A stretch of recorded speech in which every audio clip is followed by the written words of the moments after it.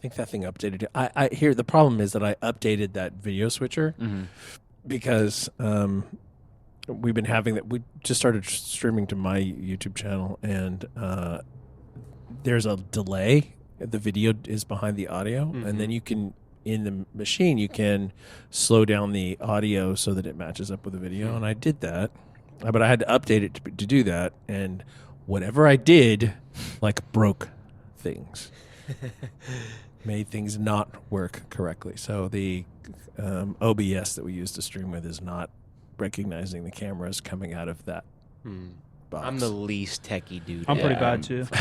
I'm like forced to do it. Anything tech, I'm like,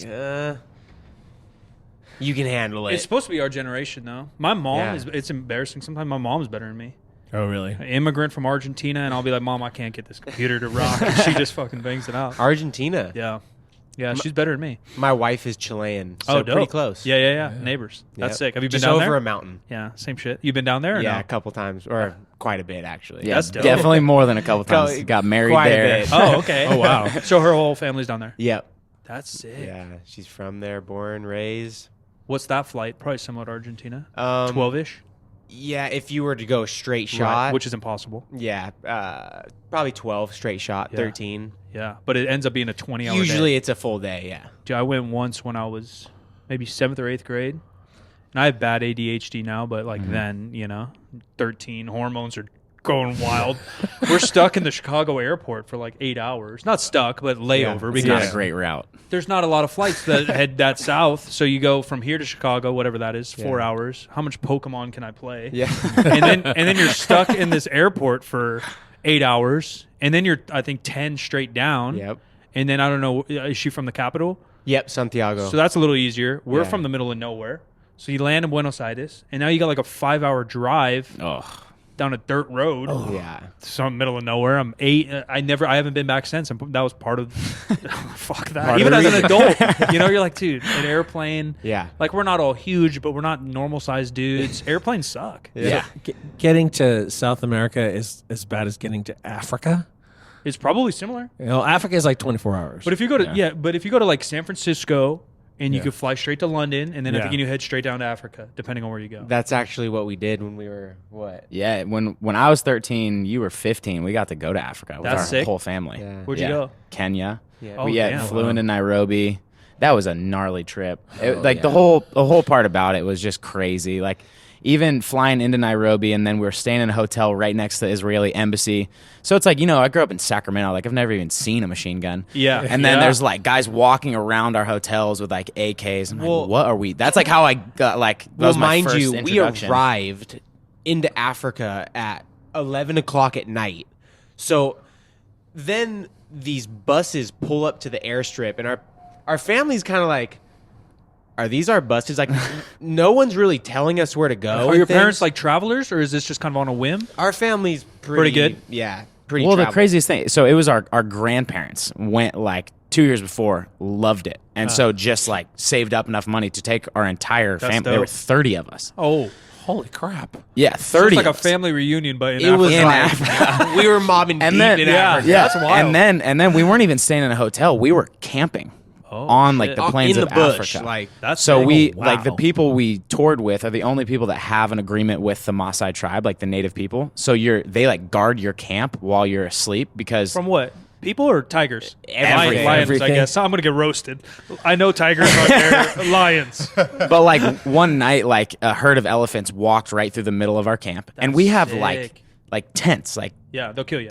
like we weren't protected at all, and so majority of the night was just us, like because it was just all like the younger cousins sleeping in one tent. The first night, we're like hearing shit outside the tent. We're like, what are we doing out here? Like, Yeah. I was how not did anyone sleeping. think this was safe? Well, mind you, the tent has like a 2-foot gap from the ground to the bottom of the tent. So, I mean, Snakes. anything could just come under. So I'm in Yeah, my oh my bed God. like, Yeah. what is going on here? Are you my guys, God. so you're well traveled as a family. Are you guys also outdoorsy campy, or was this just for the experience? Our mom must have hated that because she's not outdoorsy. Yeah, because I'm not a campy. But Like, there's some people, all my friends are hunters and fishermen. Yeah. And if they go to Africa, they're doing it that way. Yeah. If I'm going to Africa, I'm probably finding a hotel. we literally went from never camping in our entire family lives to the first experience being in Africa. Shit. Oh my Yeah, god. that's So, a lot. because she like refuses, like she won't sleep in a tent. I think Yeah. it was the only option at that point, so she was kind of forced into it. I do feel respect for that, though, not only for your mother for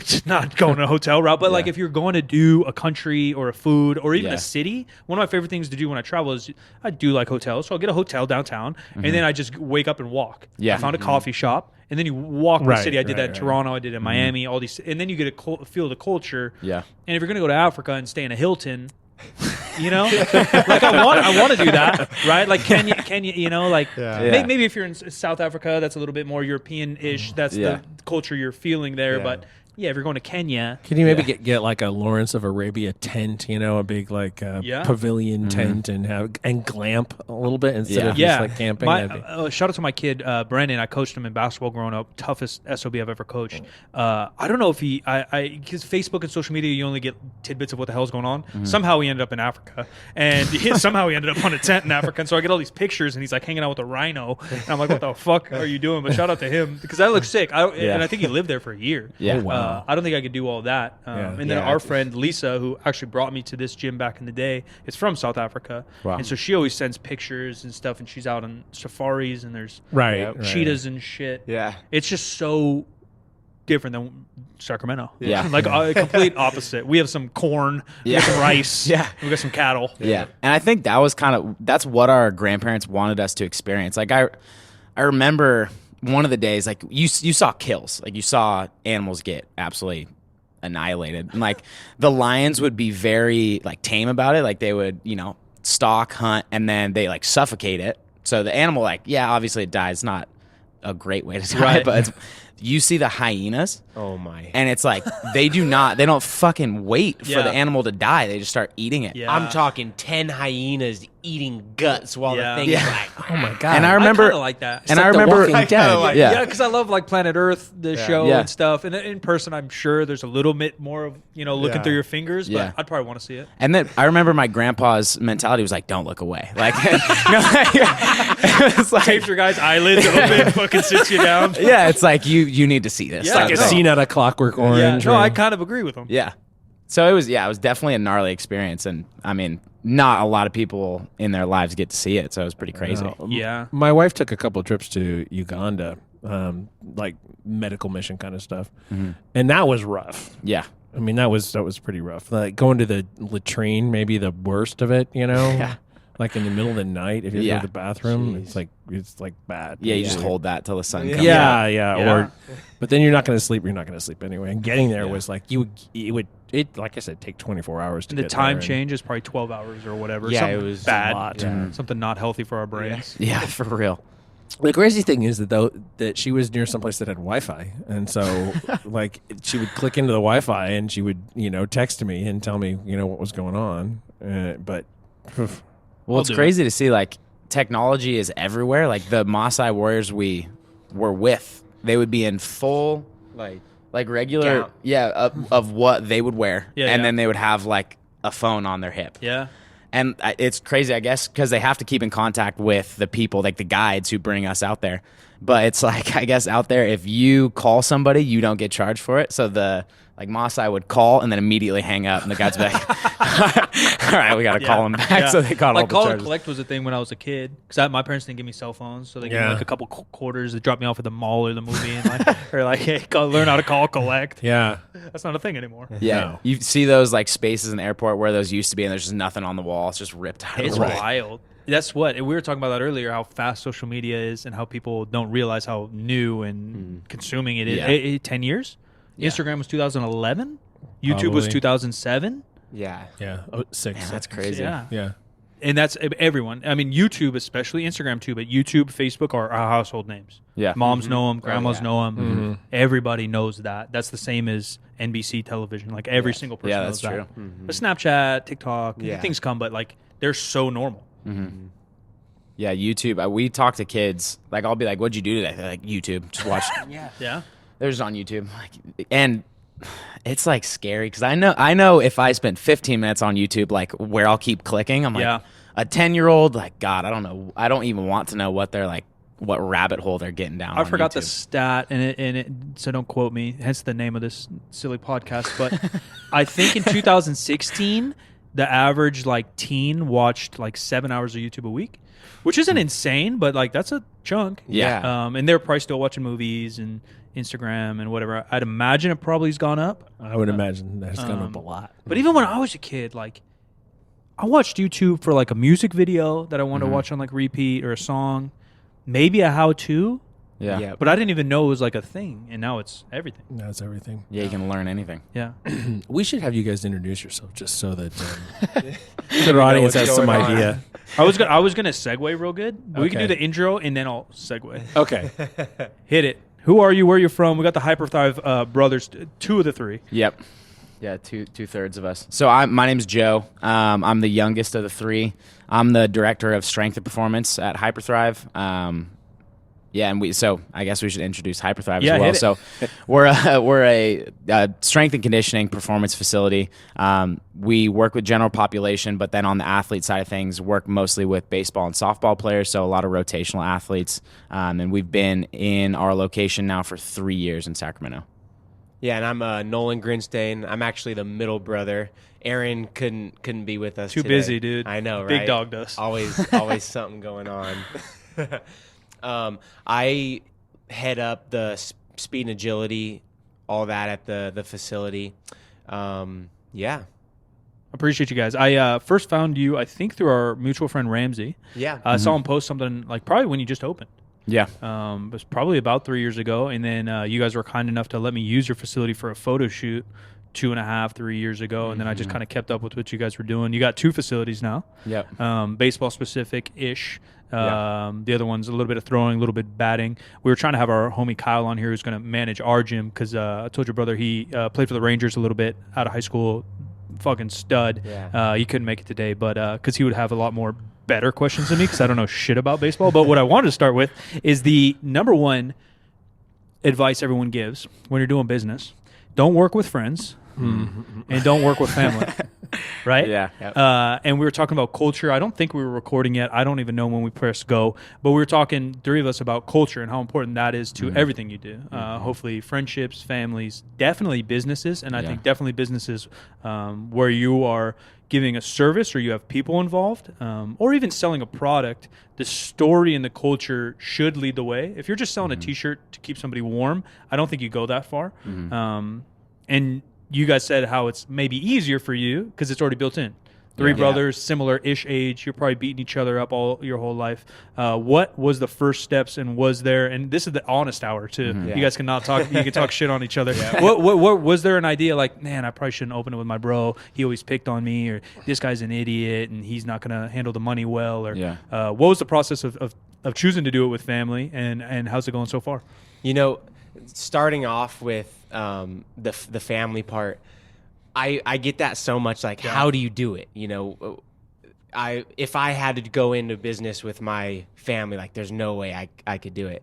And it's not even that we didn't even really decide, like, before we started, really, that it was going to be, you know, a business. It kind of just organically happened. We didn't all decide, okay, let's go get our kinesiology degree, let's open up this gym, and then we'll get going from there. We all kind of took our separate paths in the industry, and then it kind of just organically meshed together. I think one of the biggest things is being able to be open. Like, if you can't communicate and you don't have a relationship where you can communicate a ton, that's when it can get tricky. But us, you know, he can come tell me, you know, fuck off, like, this is, you know, and we'll be fine. We're not going to take it to heart. So really just being open and being able to communicate is huge. I think, I agree. It's, you know, it's that I hear that sentiment every single time. It's like, I don't know how you do it. And honestly, I'm like, I don't know how we wouldn't have done it. Like, I can't imagine doing it on my own.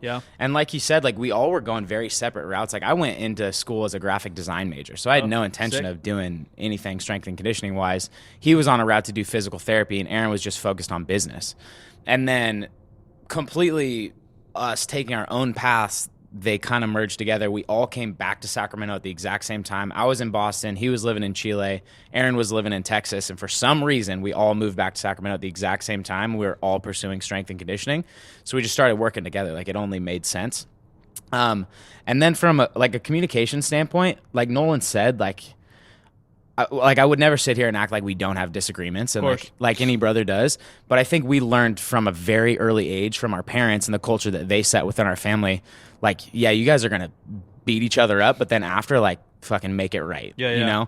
And so, like, we've had heated discussions and arguments. And I think if it weren't with somebody that I was, you know, as close with, I think that would, like, stick around for longer.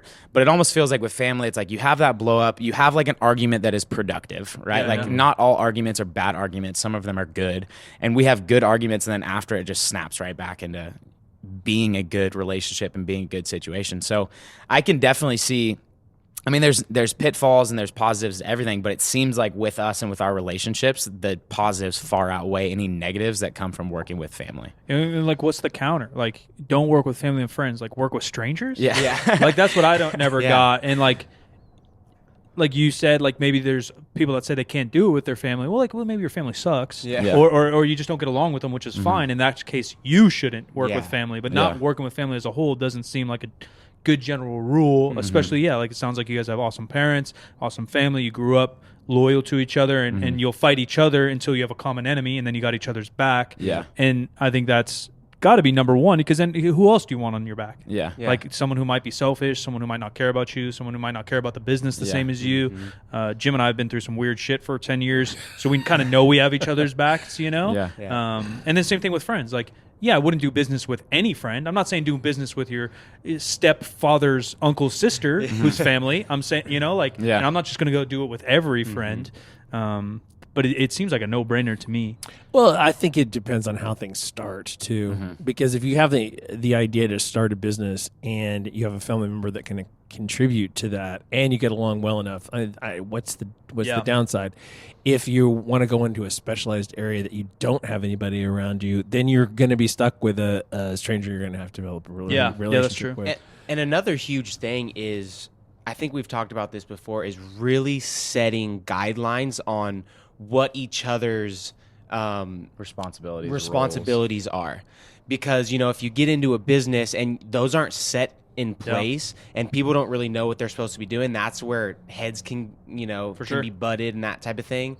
So really laying down the line of, like, you know, what everyone's roles and responsibilities are, so that when things get hectic, we're not fighting about, no, you were supposed to do this and you were supposed to do this. Everything is under control. What about the training portion? Was there there's tons of things to tackle when you're opening a business, but then even like your guys' business, there's layers, right? Like, is there any philosophical core training things? Like you said, you went your own path, strength and conditioning, came to kinesiology, PT. PT's view on how you should squat might be different than meathead who just wants to get strong's view versus brother who, you know, played baseball over here. Like, is there philosophical, or did you guys kind of all agree on general strength training principles? I feel like this is a point in our business where some businesses, some training business especially, have like a catchy slogan for like what they do. You know, I wish that I had that. But the one thing that we keep coming back to is like, do shit that works. Because how my training style, even compared to a year ago, 2 years ago, 3 years ago, it evolves every single year, and every single time I write a new training program. Like, I feel like I'm getting better and better. And I think we obviously take very different routes as far as education. Like, what I want to study is very different than what he wants to study. But I try to be as open as I possibly can to him bringing something to the table and saying, hey, like, try this out. And I think that's one thing that maybe is difficult about working with family, is like dropping the ego and saying, okay, maybe he's like smarter than me about this. So like, maybe he has a better idea on this. And I think that's something that I've had to grow with, is like going into every situation of, maybe I am wrong, and like, how can I possibly learn from what he's doing? But I think like the main philosophy for us is like, just do what works. Don't do what's like you think is going to sell or what you think people want. It's like, give people exactly what they need, and anything else, like, cut the bullshit. Yeah, that's the part I did mention, is like, you guys made like parody videos making fun of why is it baseball in particular is really bad. Like, there's trash trainers everywhere. Fitspo world, big booty world's really bad with some of the just really nonsensical training methodologies. Basketball definitely has some trash too. Football for sure. Boxing, I don't know enough about the sport, but I do know enough about strength and conditioning that they just do dumb shit. Yeah. But baseball, for some reason, seems like a pocket where people are doing Dumb shit. whether you call it ultra specific. Yeah. But props to you, because I think when you don't have a slogan, like you just said, you just want to do shit that works. Yeah. Not everyone, because there's the West Side Conjugate stuff that's definitely relatable to athletes and even some powerlifting. Not everything named sucks, but often when you have to have a name for your thing, it sucks. Yeah. Like it's same thing. Like, Mike, what's your like training? I don't know. Like yeah, I use some daily undulating stuff. I'm we have to use some specific barbell movements when we want to do that, but what are your goals? And then I'm going to tailor this kind of over here. I don't have like a P90X or like a West Side or like a. But it would sell way better if you did. Dude, this podcast would be lit if I could be more of like a polarizing figure. Yeah, but the truth is, it's not black and white training. It's not black and white athletes. So it's hard to come about. But the parodies I love. And that's how I so I knew Ram was hanging out with you. And Ram's a smart dude, logical dude, obviously academic smart, but he's also applies it. And him and I train together and talk to each other. So I know him and I were on the same values of training or like the same eye point. And so I knew he was hanging out with you guys. I was like, all right, well, he's probably not going to go hang out with some like Balsu ball lovers. You know what I mean? Just because you can't relate. You just can't relate. Yeah. Not that I judge them as humans, but like you and I, we're not doing the same shit. You're a lesser person. You're not doing the same shit as me. You don't understand where my head is here in training. We can't really communicate about training. And even today, you're like, hey, bro, you want to grab some bench? We grab bench for an hour before you chat. That's kind of how we relate to humans on our level, Yeah. And I think you have to be open about communicating that to your athletes as well as just the general public too. Is like my philosophy is constantly changing. Like I'll have pro guys come back where I don't see them for 5 months, or I'm writing their in-season program, and that's pretty basic, just keeping them strong, keeping them resilient. And then they come back and there will be something very new in the program, and they're like, what the hell is this? Like, why is this different than last year? And I'm like, if I didn't have something that has evolved since the last time you were in here, like I'm not doing my job well enough for you. You should go somewhere else. Yeah. If my philosophy hasn't changed, even if it's small since the last time you were in here, like you shouldn't be paying me. And I think the way I think about it, and I see it a lot in like high quality trainers, is you go out, you get new information, you integrate it, and then you tear it back down. It's like you add, tear it back down, add, tear it back down. Because every time we go to a new conference, you're going to find something you're excited about, and maybe it does have application, but you have to figure out how it applies into your specific situation and your population. And the only way to do that is through actually utilizing it.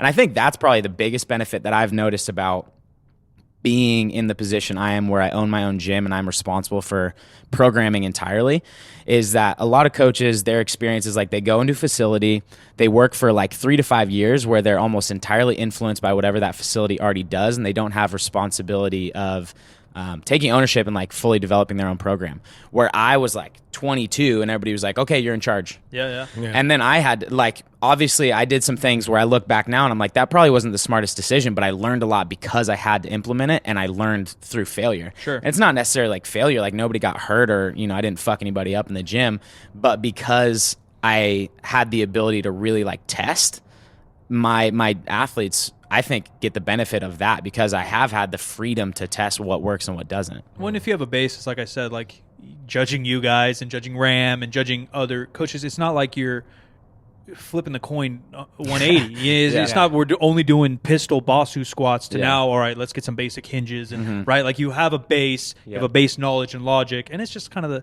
the sprinkles here and there, or we need to work on more rotational stuff this year, or last year I think we worked too much rotational. These guys poor obliques were hurting. Let's tone that down. They get enough in batting practice or whatever it might be, rather than what is the fitness industry sadly is like all carbs, no carbs, only veggies, only this, only, and then and now everybody's fucked. Well, it's all about, trial and error. Yeah. Like you have to be okay with failing to grow. And that's kind of like going back to culture. Yeah. Like if you're not okay with that and you just stay in your little box and you don't try other things and you're afraid to show vulnerability and that type of thing, then, you're never going to actually provide the best services you possibly can. So be okay with failing, but grow from that. Yeah. You guys ever have an issue kind of counter to that because of social media? Although my whole life's built on it, so I can't talk too much shit on it. Because you always make it sound negative. There's tons of positives, but there's a lot of negatives of the kind of parodies. Hopefully, we can link it or something because their videos are good. Like the parody videos you guys did on batting and fucking doing a 360 off a fucking box to hit a ball when you don't need to hit a ball like that or whatever. Is there athletes or is there a hurdle for you to talk to your pro guys or college guys and say like, yeah, man, Joe just really has me like squat. Like I see this shit on Instagram. They're doing this stuff with medicine balls. I'm going to go work with this dude. Like this dude's doing this plyo push up talking about velocity. And you're just trying to get me stronger. I think you suck, coach. I'm going over here. Do you have to like explain it to them or most of your guys kind of bought in from the first place? Because even college pro strength and conditioning coaches, I'll fire right at you, bitches. Some of them don't know what they're doing either. You know, some of them are breeding the culture of shit, of gimmicks, of I look good or do this stuff rather than what works. I think I take my responsibility and role as an educator as seriously as I do as a coach. Like I'm a coach and I'm going to make sure that what you're doing in the weight room makes sense, but also I need to know that you're an educated athlete. So when you do walk out of the door, you're not going to go to one of those facilities. And like we talked about, like that is a natural progression of a gym. Your athlete is not always going to be your athlete. They're going to have to move or go somewhere else. Life's going to change, but you need to make sure that they're equipped with the tools to make the right decisions when it comes to training themselves or, you know, whatever the case might be. So like I definitely make it a point to bring our athletes up, educate them on what I think is important for, you know, you to be doing as an athlete. But then it's like, it's so simple. Like training, like everybody tries to make it so goddamn complex, but it's so simple. It's like I had an athlete come up to me last week, and we're doing more like dynamic effort stuff right now, focused in like our compound lifts. So a lot of stuff is like more on the speed strength realm of, you know, the force velocity curve. I'm making it way more complex. Just got than nerdy, dude. Yeah, I tried to say it was simple, but then you're walking that line. No, it's good. It's good. And he was like, well, when's the next time we're gonna max? It's like to an athlete, that's like me. I'm immediately, you know, fired up. I'm like, God damn it, why are you asking that question? But then you have to bring yourself down. Like, okay, like that's what he sees on Instagram. That's what he thinks is important for him as an athlete. Let's talk about why you think that's important, and let me make sure you know why we're doing this. And I'm like, okay, well, you know, and we do a lot of skill work in there too. So we do like underloaded throwing, which is basically like you throw a lighter ball than a baseball with the hopes that moving faster makes you better at moving faster. Right? So I'm with the trap bar. Okay, if we're moving the trap bar faster, what do you think that applies to in general athletics? It's like, oh, moving faster. Okay, so that's why we're doing it. Like we're moving faster so that you can move faster. You only get better at things you do. So that's why we're not always on that, you know, end of the spectrum, because as a baseball player or as an athlete, there's not enough time for you to produce max force. Like it just does not apply to the sport. But people aren't going to like tell them that. Like there's a lot of gyms where it's, you know, I take my sign of success as a strength coach is I know that I have kids in here that can deadlift 600 pounds. Does that have any application to the baseball field? They might make an argument for it, and it makes them go home and like feel really good about their job. When you have a better understanding of what the necessities of the sport are, you understand that there's not a one-to-one equation with that. And so you have to make sure athletes know that too. And you need to make it simple. It's like, well, we move fast so that you can be better at moving fast. We move heavy weights so that you can be stronger. Like we're always going to do a little bit of everything, but make sure the athletes understand why things are in the program, so that when they have to do that, whatever that is on their own, they understand like, okay, I think I need to get stronger. Let's move some heavy weights. Feeling like I need to be a little bit faster. We need to do things that are going to, you know, force me to move fast. Even that walks such a fine line, because I'm not a throwing coach by any means. I understand some biomechanics. I understand strength and conditioning. And so like there's that line of throwing a lighter ball, moving a little slower, moving a little faster, throwing a heavy ball. Do you throw heavy balls? Yeah, we do. But then where does that line go? Because then easily a guy on Instagram say, well, we're going to throw a big ball. We're going to throw a basketball. Just get bigger. No, for sure. But I mean, you know what I mean? And so like for someone who's not into strength and conditioning or that's when the Bosu ball comes in. Physiology, no, 100%. Bosu ball. But you're like, all right, so we got to throw. Okay, well, I want to be balanced when I throw, coach.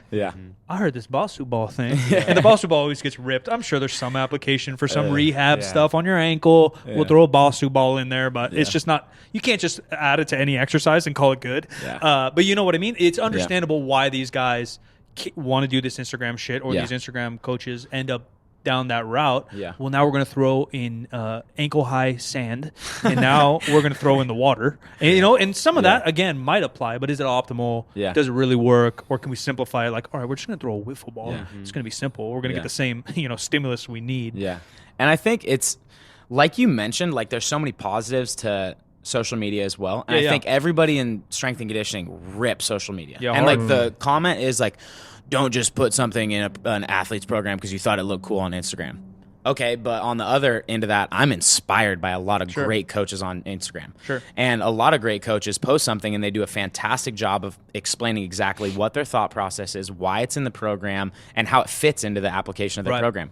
Why would I not be inspired by that? And why would I not let that influence me? For sure. But it's like, who are you allowing to influence you? Like, I follow great coaches on Instagram, but there's a lot of shitty posts. Like, how do you even know? House of Highlights, a huge sports freaking outlet, just posted a dude like jumping onto kettlebells. Like he literally put kettlebells on a box and jumped onto the kettlebells. Jeez. Yeah. And they're like, this guy's workouts are next level. I'm like, who the hell posted that? Like, it's a circus trick. Yeah. Right. That's a skill in itself. Trick. Yeah. Like, what skill are we trying to work on here? Throwing harder or balancing on a kettlebell? Waiting for a kid to come in and like ask me to. I'm sure in my world, like YouTube type stuff too is like that's the norm. The bench pressing on fire and all this shit. Where like there's an entertainment thing, so that's not going to be happening. There's a lot of guys. Look, if you sign the waiver, do what the fuck you want to do. But there's a line to that too, and the training an athlete in particular, but any human is more complex as well because that one athlete comes to you, hey coach, I want to max out. Well, if you know that guy's down on his luck, he struck out fucking 3 games in a row. Like, maybe I need to give this kid a win. Yeah. All right, fuck it, Timmy. We're going to go throw on 315, bro. PR day, And then he leaves the gym with his chest high. Yeah. Dude's going to go hit a homer. Yeah, God damn what I mean? Timmy. Yeah, so like there's some lines too, because as a real coach, it's a more, I think I read it on your thing too. You used the term holistic, which we just did a whole podcast kind of all around that topic of how to coach people, because it's more than X and O's. It's more than how hard you pitch. It's not just that's great if you can throw 95 up in Roseville in your guys' facility. If you ain't throwing 95 in a game, fuck you. Straight up. You know what I mean? And that's like baseball in particular, I think, because it's so statistically driven, people make that claim. Oh, I throw 95. Oh, dude, you're going pro then. Yeah. Well, not if you're not doing it in front of 10,000 people if you shit the bed. Not if your arm's going to fall off. Not if your head's a crapper. And coaching a strength and conditioning is the same way. If you can't get the kid to buy into the program, buy into the culture, if you can't get the kid excited, happy, confident, and resilient, and throwing hard, now really what's the point of this whole damn thing? And that's where relationships are like so key. Like I'm so confident in the relationships that we've built with our athletes, and I think that we do it really well. I'm not going to say we do it better than anybody else, and your culture is your culture. Like, I hate when people preach, like, we've got a better culture than everybody. You have a different culture than everybody. That's why it's a culture. It's not, you can't compare it to somebody else's. How do you rate it? Yeah. So I think, like, our culture is one that builds trust, but it's also, like, I understand that you, as a 16-year-old, want to have bigger biceps. Like, I totally get that. When I was 16, I did too. So me as a coach, how do I fit that into the program where it actually makes sense? So like 100%. We run like a high-low model where Monday, Wednesday, Friday are high CNS days. So that's where we get our heavy compound lifts, fast sprinting, good jumps, whatever. On Tuesday and Thursday, we're more focused on, like basically allowing them to recover between their high bouts of intense exercise. Right. But on that day, like if we want to hit some biceps and triceps, like that's not going to smash our CNS. That's fine. So little Timmy now can come and hit 315 on Monday. He might go get a Tinder date. God, that's helping. That's our helping 16-year-olds allowed on Tinder? I have no clue. No, probably not. I'm not a dad for a reason. But that's going to take me to another question. However, I do want to ask you, like you were talking about, like coaches that you like to see on social media. Not to call you out, but who do you like? So, and who do you hate? That's what I want to know. I'm talking to you. Even That's better. what I want to know. Yeah, I mean, Ramsey Nijam is one person that he's influenced me a ton. Vernon Griffith, Stronger by Science, so that's Max Schmarzo. Paul Fabritz, who's PJF Performance. I'm trying to think who else. David Gray. David Gray is incredible. He's a physiotherapist. Man, yeah, all those guys are awesome. Any of them baseball specific? Like Ram ended up basketball specific just because of his career. Actually. Oh, yeah. Kyle Rogers, who's our director of throwing, he's really great. The Muscle Doc, Killian Hamilton. I mean, there's so many. Jordan Shallow. Jordan's my guy. Yeah, I've known Jordan for like 5 years. I was like, Instagram name. Hey, Jordan? Yeah, fucking Jordan. Yeah, Jordan's the best. You know, he's a NorCal guy, or he was. He was living in San Jose. At Stanford. Yeah. I mean, he's moving around. I think rumor was he got caught in Australia COVID. Yeah, he did. I think he's back in Canada now. Yeah. Jordan's a good guy. Next time, have you met him? No, I actually have not. We'll bring him by next time. You feel like you know people through social media, and then you have like no idea. Jordan's a good dude. I'll drag him up to Roseville next time he's in town. That. Let's do it. He's a good guy. He's really jacked. But guys like that are another Ram example. And I use guys like Ram. I don't know if you know Eric Helms. Yep. There's guys like this that I throw out. We had Eric on here. Also local. Yeah, Sacramento guy, grew up in Folsom. Yeah. But there's he did it way better than I can re-explain now. But talk about like how to find a gimmick or how to find a coach that's not doing well. We were joking, having you tell us who coaches you hate. But he gave like a science, because he's so fucking smart, like a scientific breakdown on a couple rules you can follow to find out if something's a gimmick, whether it be supplements or a coach or an exercise. And I forgot some of them because I'm stupid and not smart like him. But guys like Jordan, who went to school to be a chiropractor, but hangs out with PTs, hangs out with power lifters. Guys like you guys who are baseball players, into physio stuff, into strength and conditioning, but you hang out with Ram, who's like a basketball guy, who's another guy who lifts weights, played basketball, but has the academia. Right? If you tie yourself into just being a meathead, which again, that's why I was talking shit to typical strength and conditioning coaches, or just guys that were kind of strong football players and then all of a sudden became head strength and conditioning coach at like a pro team somehow. Now they bring the energy, baby. Dude, that's it. They're mustaches, trap tanks, and just fucking screaming at people. Throw on your khakis. What are we doing today, coach? Maxing out again. Those kind of guys, right? Where like now strength and conditioning, especially baseball, basketball, some of these sports that weren't as so heavy into lifting are now really evolving and to be multifaceted, which is why I'm glad I connected with you guys. And again, Ram and all those examples you gave are so amazing, because they're not just meatheads that have the biggest biceps that you're trying to learn from anymore. And I feel like the people that I'm drawn to are people who take a lot of different things and like kind of create their own thoughts. Like I just like, kind of like free thinkers. Yeah. So if you one thing that I just hate is like people who know that they're original don't have to say that they're original. Sure. Like people who are on Instagram, I'm like, slightly offended because I call myself creative and my friends call me a disruptor. But people but besides that, people who are like, oh, we're built different. For sure. Like it's like it's okay to understand that you are, but that shouldn't be your marketing. It's like we're different. We're so different. It's like picking your own nickname. Yeah.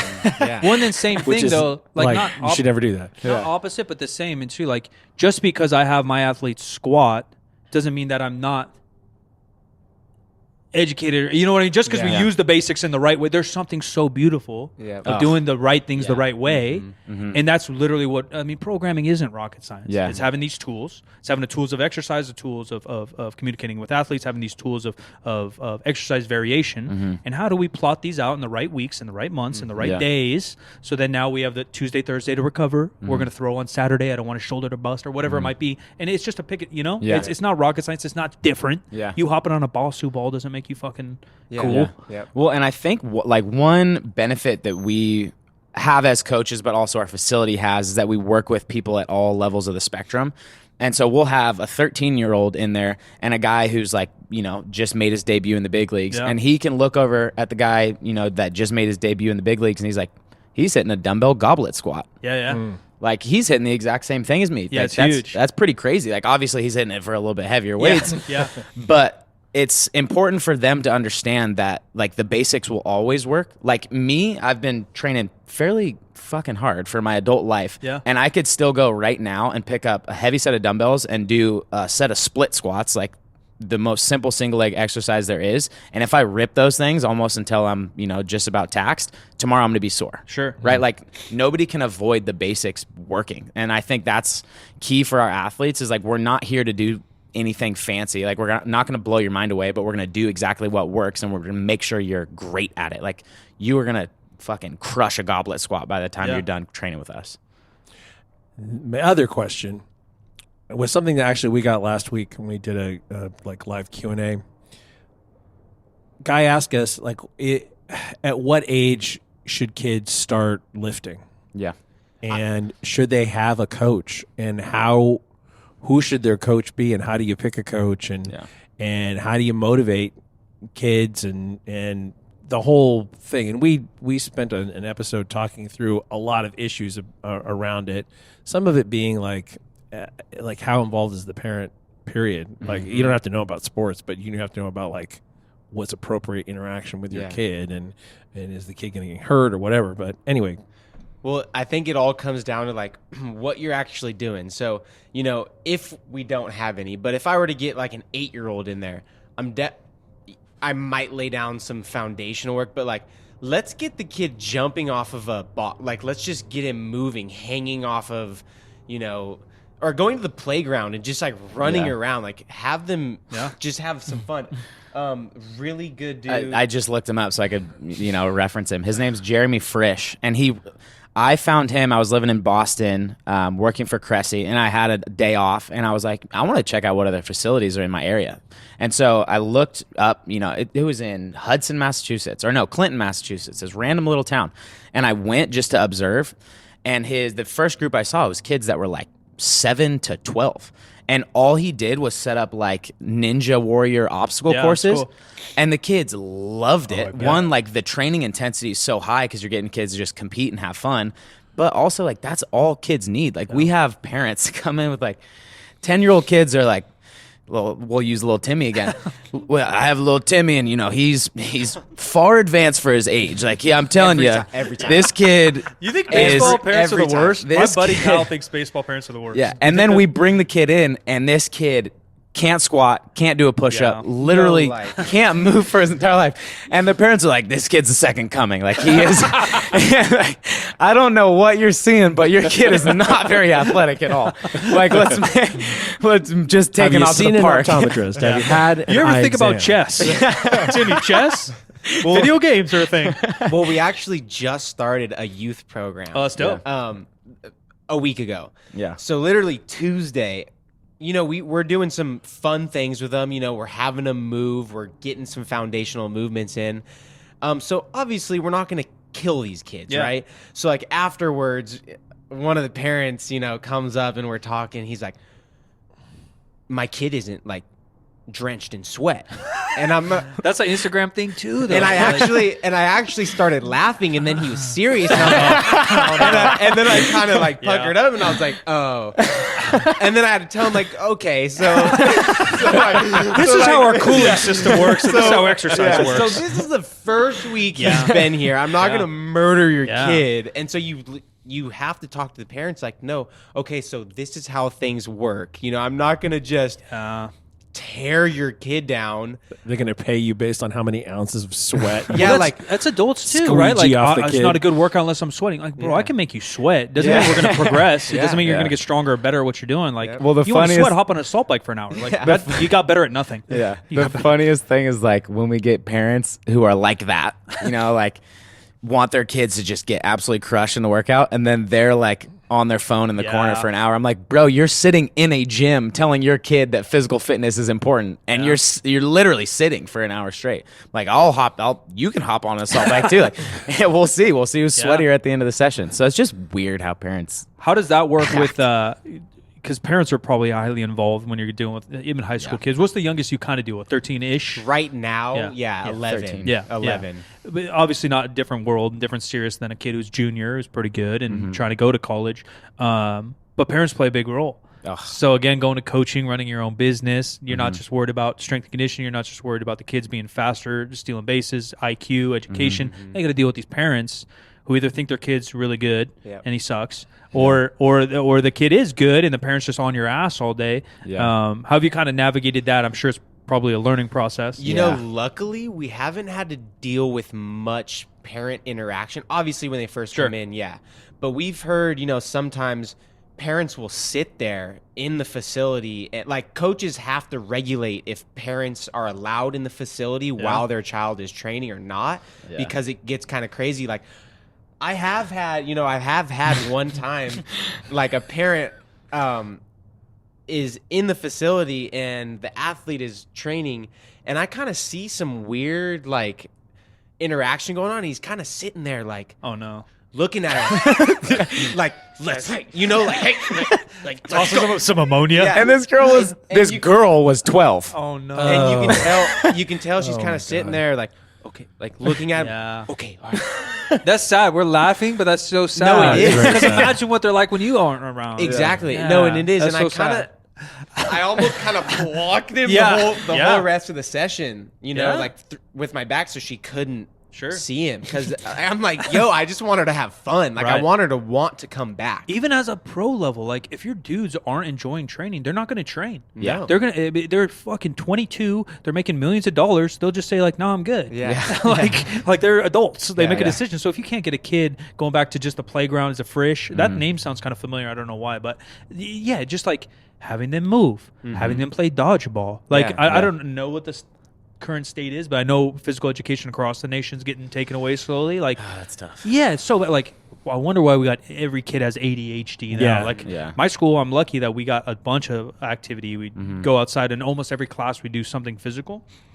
Still ended up with ADHD. Imagine these poor kids that have to sit at a desk all day. Yeah. You know, they're fucked. And then again, to the little Timmy who can't be athletic, maybe his parents haven't even allowed him to play. They only sent him to basketball practice, and that coach is shitty. And so, like, he never had someone teach him how to squat. Maybe he's the best squatter or the best lateral movement in the world. Maybe he does throw really hard, but if he hasn't someone actually care about him having fun, Yeah. learning, or teaching him. Yes, it sounds so stupid to many people maybe listening. Hopefully you guys don't think I'm stupid. But teaching someone how to run. Yeah. And I'm not necessarily meaning the 40 and just how to pump your arms a little bit. You know, how to get both your feet off the ground a little bit. You know, how to get your knees a little bit higher than you might do when you're walking or jogging. Some of those things are just not around if your parents aren't athletes, if they're on their phone eating Reese's Pieces in the lobby.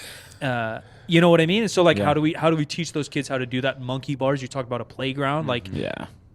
Well, I think we were talking to Paul Fabritz, and he made a great point. He was like, I think it should be mandatory that every youth sports organization makes kids do a training camp before the season, where it's like for 2 to 3 months, you have to just do physical education. Sure. And like a great example of that is if you have a kid playing water polo, he has to know how to swim before he can play water polo. yeah. A kid literally can go out to a baseball practice and not know how to run because there's a lot of kids that have zero clue how to run. Yeah. And they can just go out there and start so throwing as hard as they can and swinging a weighted bat as hard as they can. And it's like, I remember going into Little League, and it was the first day of practice. They were like, all right, long toss. Like, you go out. Let's as far see who's as- going to be our pitcher for the year. yeah. And it's like that's because they have absolutely no idea what they're doing. And it's I don't know how you make it to where people are educated enough to actually provide kids with that opportunity. But like kids got to learn how to move, and if it's not happening in school, where's it going to happen? That was our big topic last time is like, it's a resource thing. It's obviously so institutional that we can't really attack it money-wise. And who's coaching? I coached high school basketball for 4 years, and I made less than $3,000 4 years combined. Yeah. It's 40 hours a week, right? And I think I'm a decent coach for basketball, but I can't make a living off that. Yeah. And so now take that to 7th, 8th grade, 6th grade, whatever it might be. Who's coaching? Yeah. Well, the dad that cares the most, or the dad that has the most time, maybe the wealthiest dad because he can take time off work or whatever it might be. Hopefully, it's someone who cool, at least personality wise, but doesn't mean he's qualified to teach them anything, let alone the sport specific, which we're not even at yet. We're talking about running. Yeah. We're talking about tying your damn shoes, but then all the important things: the culture, the communication, the friendship, the camaraderie.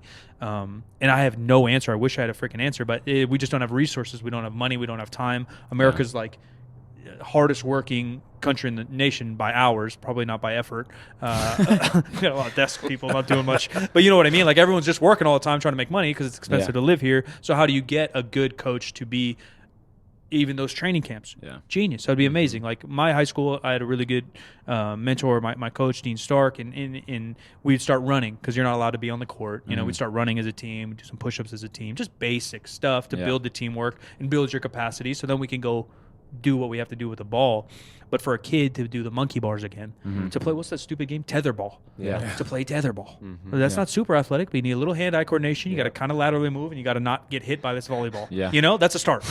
But I bet you there's probably not even tetherballs on a campus anymore. No, it's Yeah, too I don't dangerous. think they're Yeah. You I can't, actually I messed myself up on a tetherball in like Because they're hard. They're Yeah. like they're not even volleyballs. I don't think they're Yeah. harder than a volleyball. You remember you could do like ropey and like grab the rope and Yeah. swing that thing? Yeah. I remember ropey, swung that thing, and it came right back around Oh. square in the nose. Yeah. I remember just bleeding all over the playground. It might have been like a water polo ball for some reason. Yeah, no, it's it's really really hard. hard. Yeah, that's It's a hard hard for some ball, reason. yeah. I think it's way hard because volleyballs are kind of soft. I don't know what the This fuck that had thing no is. give. Yeah. Well, that's- It probably had that's- cement in it for all we knew. That's one thing I'm always confused about is like we push on our youth so strongly. Like sports are important. You Yeah. have to learn how to work in a team. You have to be athletic. You have to like work on these. Like that's really important for growth. And then the second you turn 18, it's not important anymore. Yeah.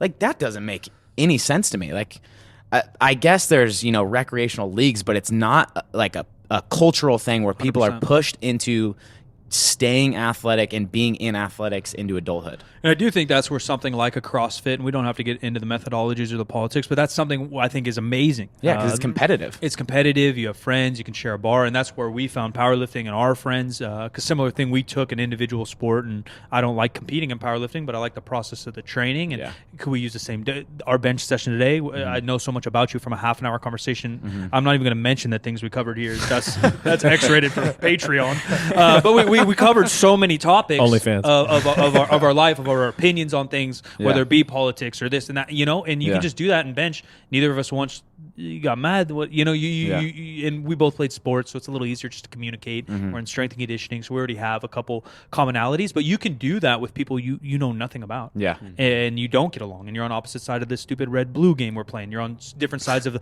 God, no God that we're playing. You're on different sides of taxes, no taxes, whatever Yeah. it might be, and you can still lift really well together. You can still get along, and adrenaline's already going. Maybe we can, I would love for, dare I say it, Biden and Trump, just to grab a little bench session together. Maybe they have a couple cronies hanging out, loading the weights, doing some liftoffs, and maybe we could get some shit done in this world and be more friends. I can't even imagine that. No, but it was a I nice. can't even My visualize sentiment's it. nice. I don't think it's. You can edit it out if you want, but I think it would be nice. I think it would be really Paints nice. a good picture. Yeah, I think I would Just love. both in gray sweatsuits. Dude, if we have any artists out there, draw me a literal picture of them just spotting each other happy. They're only wearing gray, no reds and blues, just They're gray. not allowed to wear any colors. It's like Just high gray. school. Just the groove fit, and they're just lifting off, smiling, hitting PRs together. That's all I want. That's all I want in 2020 world. Oh, that's awesome. I don't even know how to touch that. I don't either. We can move on from that. I thought I'd dive in and dip right out. Water's too cold. We'll go elsewhere. Water's too weird. Back to kids coaching. All right, let's leave them with some good tips here. Some hot tips, some hot takes. What is a way, something where we talked off air about strength and conditioning just not being that different by sport? Now, there are some specifics and maybe some things, you're a little bit more rotational in a baseball than maybe if you're a football lineman, but it doesn't mean you don't need any rotation in football. You're going to have to laterally move. Upper body different than your lower body. What are some basic tips to get a little bit more explosive, whether you want to first step speed, jump a little bit higher? Because, again, there are some people in their 20s that aren't necessarily playing competitively, but they still have a goal to dunk. Yeah. Or they still, you and I were talking about, like, how do you train? Like, I'm really bad shape right now, but I do want to get back into being able to touch the rim without breaking my back. Yeah. I'm getting older. And we got to, so how are some easy tips besides the basic squat, bench, dead? Get a little bit stronger always helps. What are some things that you guys utilize to maybe get first step going? I would say one, like fill the buckets that you don't necessarily have. So like if you do lack on, just basic strength, like definitely just dominate the basics there. I would say never stop training like an athlete. And that does not mean go and like run sprints right off the bat. Like if you went and ran 10, 50-yard sprints right now, You'd be picking my hammy off the pavement. You'd be demolished. But if you progress it slowly and intelligently, like every person should be able to run. Yep. Every person should be able to sprint. And so get a coach who understands how to progress into athletic movements and make sure you're always doing that and like prioritizing that. So, keep it very simple, jump, sprint, run, crawl, whatever it is. But like we have people who, are 40 years old and they haven't ran in 15 years, right? Yeah. And like at some point that's going to catch up with you. And so my job as a coach is like, let's get you to a base layer where that's going to be healthy and safe for you, but then, continue to dominate that. And then as far as like a more elite athlete, obviously, like it's like a tube of toothpaste. Like if we take like a 40-year-old and we just get him a little bit stronger and like maybe work on some mobility and, you know, get you working a little bit more athletically, like we can get gains pretty much anywhere we push on that tube of toothpaste. With an elite athlete, it's like the rolled up tube of toothpaste where you got to like really squeeze it. You don't want to go to the store though. You don't want to buy another fucking tube. Fuck that noise. Yeah, fuck that. Yeah, maybe Keep on that Amazon Fresh it. Yeah. With them, you have to be a little bit more intricate and like detailed in the way that you stimulate their body to get an adaptation. But really it comes down to like you're going to get good at what you do a lot. So if you think something is important, do it all the time, right? Like I think for our athletes, it's really important for them to be able to jump and sprint. I'm going to do that 3 times a week, and I'm going to do that intelligently and like progress that. But it shouldn't be something where we do it like if it's important, doing it twice a month, like we talked about. It's all about like how much are you actually getting that stimulus. If you're not getting it a lot, don't expect an adaptation. Sure. And for your athletes in particular, what do you find is most common, that they're probably just not strong enough? It depends on the age. I would say so at an early age, kids are just weak, Yeah. just straight up weak, and they can't have any stability. Like I love the saying, you can't shoot a cannonball out of a canoe. Like don't expect a kid to be able to throw 90 miles an hour if he can't brace his core and like have a stiff trunk. Body weight squat in a proper line. Yeah, so I would say that is probably where at that age it's like just allow them to create a decent amount of stiffness in their body, like being able to brace. When we get into like college age groups, depending on where that kid has gone with his training, if they do have a training age, like let's say a kid, we're touching him for the first time when he's a senior and he does actually have a training age, majority of that training age is going to have been spent on max strength. Sure. So we need to fill in the bucket of like him actually being able to utilize that strength and do it in an explosive manner. So I think that's where we go. And then it's like when you are talking about an elite athlete, like we have a lot of guys who naturally throw 95. Yeah. We have a guy who did not start pitching until his junior year of high school, started throwing, and a year later he was throwing 95. Dang. That guy throws 95. His name no is matter Mike. what. and that kid, the first time we saw him, couldn't pick up 225 on a trap bar. Right. Like we didn't try to force him to. Yeah, obviously, but he's got a cannon. Yeah, and so with a guy like that, you keep him healthy. Right. Like don't be a dipshit and like. It doesn't matter if he squats 600 pounds or not. It truly does not matter. Like, get him a little bit stronger so his body's more robust and resilient. But then at the end of the day, your job is to keep him on the field. He throws 95. Yeah. Yeah, makes sense.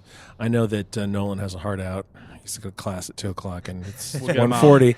So we'll wind this one up, but we definitely will have you guys back. You guys are close in town here, and maybe we can get all 3 of you in at some point on the weekend. It's tough. Yeah, I Yeah, bet. that's the life. You guys work 7 days a week? You guys try to cut Only one 5. out? Yeah, that's good. That's good. Yeah. That's good. We It's try to awesome. keep weekends pretty Yeah, open. and it fits an athlete or a kid's schedule too to go to Monday to Friday. Yeah. Makes Yeah. sense. You guys want to plug away social medias, websites where people can contact you to throw hard? Yeah, so we're at Hyperthrive Athletics on Instagram. I'd say that's our most easily accessible way to get to us. We all 3 are connected to it, so we're very good about getting back to people on that. So, yeah, at Hyperthrive Athletics, but appreciate you guys having us on. It was a blast. That was fun, man. Yeah, So, love talking shop. we'll do it again for sure. Sacramento? Sacramento And Roseville. So we've got a location in Sacramento and one in Roseville. So if you're in that area, hit us up. Dope. Appreciate For all you guys. international folks, Sacramento is 5-6 hours from LA. We're not in We're LA. not close.